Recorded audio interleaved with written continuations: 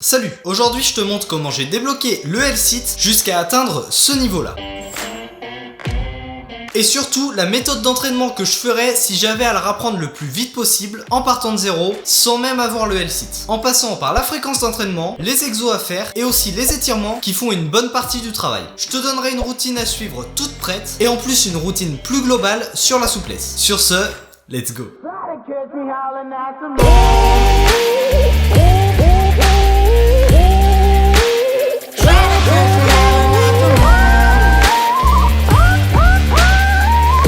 Perso, pour apprendre le V-Sit, j'ai utilisé la méthode lente. Déjà, comme pas mal de monde, j'ai eu le L-Sit sans le bosser, juste avec le set and reps. Et je pense que c'est le mieux à faire pour le débloquer. Pour le V-Sit, ça doit faire un peu moins de 2 ans que j'ai commencé à le travailler, mais j'ai jamais été trop sérieux dessus. Au départ, j'en faisais de temps en temps juste pour tester. Le plus dur, c'était au niveau des triceps. Vraiment, ça me fumait. Mais après une petite phase d'adaptation, ça me le faisait plus du tout. Par la suite, j'ai ajouté comme exo dans mes séances push. Je faisais 3 séries de hold, 3 fois par semaine, et ça m'a permis de bien progresser sans vraiment être focus ni trop forcé. C'était l'exercice tranquille en fin de séance, je cherchais pas à perf, juste je m'amusais. Et clairement j'aime bien cette approche parce que ça m'a permis de débloquer le mouvement sans pression. Bon par contre c'est bien mais pour les objectifs secondaires parce que ça met quand même du temps cette méthode. Pendant tout ce temps je faisais aussi des étirements et pour moi c'est vraiment la clé parce qu'évidemment t'es obligé d'être un minimum souple pour faire un V-Sit. Et si pendant les pike stretch tu forces avec tes abdos et pas avec tes bras, la compression que t'as besoin d'avoir elle va venir toute seule. En vrai la meilleure phase c'était au début, juste après avoir passé le moment où ça me détruisait les triceps. Parce qu'au début la progression elle est vraiment rapide et c'est facile de gagner quelques degrés à chaque semaine, voire à chaque entraînement. Au bout d'un moment tu verras, c'est compliqué de vite progresser, surtout pour passer du V-Sit au E-Sit, ce sur quoi je bosse actuellement. Bon maintenant, si toi tu veux avoir le V-Sit, que c'est une de tes priorités et que t'es chaud à vraiment bosser le truc, je vais te montrer ce que tu peux faire. Déjà, si t'as pas le E-Sit et que c'est un manque de force, tu peux faire les progressions classiques tuck, one leg, straddle, full, mais comme je l'ai dit au début, je te conseille de focus les pompes, les tractions et les dips et toutes leurs variantes pour avoir un minimum de force et l'avoir sans le travailler spécifiquement. Après tu peux toujours mettre une des progressions L-Sit comme exo dans tes entraînements, ça fera jamais de mal. Par contre si c'est par manque de souplesse, là tu vas te buter au pike stretch, assis ou debout.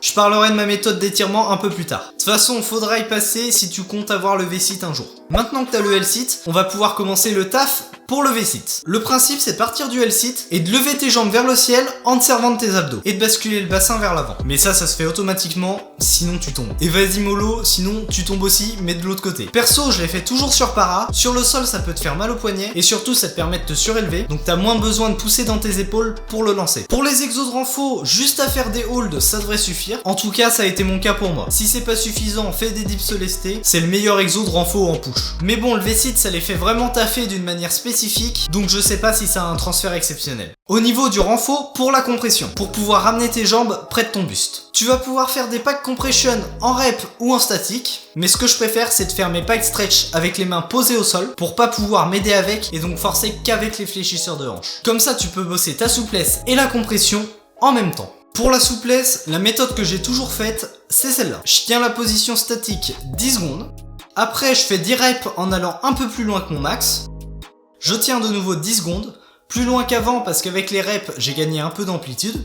Encore 10 reps et je finis par tenir la position 45 secondes en allant chercher de plus en plus loin à chaque expiration. Je fais ça 3 fois par exo avec un temps de repos au feeling. Après c'est bien de prendre des temps assez courts pour pouvoir bénéficier du gain d'amplitude de la série précédente. Et aussi forcément ça permet de raccourcir la durée de tes séances souplesse. Je conseille vraiment de prendre un timer avec soi pour pas avoir à compter les secondes quand tu t'étires. Ça permet de se focaliser seulement sur ta respiration et c'est beaucoup mieux comme ça. Donc je le règle sur 1 minute 25 pour avoir les 4 fois 10 secondes et les 45 secondes après. Hésite pas à entraîner d'autres mouvements que le pike, même si c'est celui qui joue pour le V-Sit. C'est hyper important et t'as des bons transferts sur d'autres mouvements du street. Ceux que je fais en plus c'est pancake, middle split et le pont. Pour la fréquence au début c'est bien d'en faire au moins 2-3 fois par semaine. Si tu peux et surtout si t'as la déterre pour en faire encore plus, ce sera encore mieux. Quand j'étais motivé et que j'avais le temps, j'en faisais jusqu'à 5 fois par semaine et j'ai jamais eu de problème avec des blessures ou quelque chose dans le genre. Et au contraire être souple c'est aussi un excellent moyen de prévenir les blessures vu que ton corps il est habitué à aller dans des amplitudes inhabituelles. Par la suite tu pourras te permettre d'en faire seulement 1 fois par semaine juste pour garder ton niveau. Par contre je préviens, la souplesse c'est vraiment de la torture que tu t'infliges à toi-même. C'est long, ça tire et faut quand même rester dans la position. Donc hésite pas pour rendre le truc un peu plus supportable à te mettre un petit podcast ou de la musique que t'aimes bien, surtout pour pouvoir te distraire et penser à autre chose que vas-y ça fait que 20 secondes que j'y suis, j'en peux déjà plus.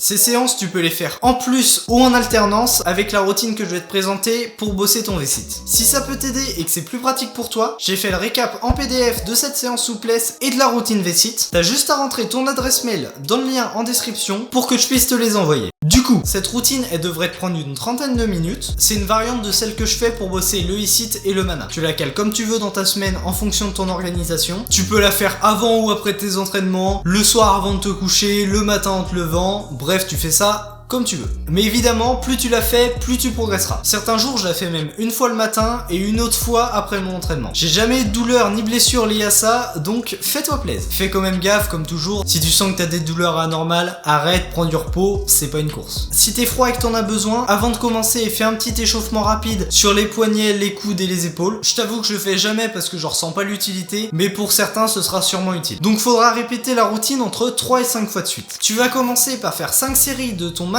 hold V-Sit en montant tes jambes le plus haut possible, avec 1 minute 30 entre chaque. T'enchaînes sur du pike stretch, même technique que celle expliquée dans la partie souplesse, 10 secondes de hold, 10 reps, 10 secondes de hold, 10 reps, 45 secondes de hold. Après, tu fais ton max rep en pike compression. Ensuite, c'est encore du pike stretch, mais cette fois-ci, on va chercher l'intensité. Tu restes une dizaine de secondes dans la position la plus dure que tu puisses atteindre. C'est seulement 10 secondes, mais faut être dans une amplitude où tu peux pas rester plus longtemps. Et là, cette fois-ci, hésite pas à vraiment t'aider avec tes bras pour aller au max. T'en fais 3 séries avec 1 minute de repos entre chaque. Et on finira sur un max hold en pike compression. Donc tu fais ça 3 à 5 fois en fonction du temps que t'as, de ta forme et de ta motivation. Plus t'en fais, plus tu progresseras vite. Dans la limite du raisonnable, sinon tu vas juste claquer un ischio. Et voilà, si t'es sérieux là-dessus, tu devrais avoir des résultats dans pas trop longtemps. Cette vidéo servait aussi d'une sorte de Road to Mana épisode 0, juste histoire de pouvoir montrer ma progression en V-Sit. Du coup, maintenant je vais commencer les entraînements mana, et je documenterai tout ça au fur et à mesure sur cette chaîne. Ça devrait sortir dans les prochains mois, donc si ça t'intéresse, hésite pas à t'abonner. En attendant, j'ai ma progression front et équilibre à un bras qui sont en cours. Tu peux aller checker les épisodes déjà dispo. Hop, l'auto-promo qui fait toujours plaisir. Ouais, puis tant qu'on y est, tu peux lâcher un petit pouce bleu, hein. Bon, sur ce, oublie pas qu'il y a les récaps en PDF dans la description en laissant ton adresse email. Entraîne-toi bien. C'était Sylvain Evo. Out.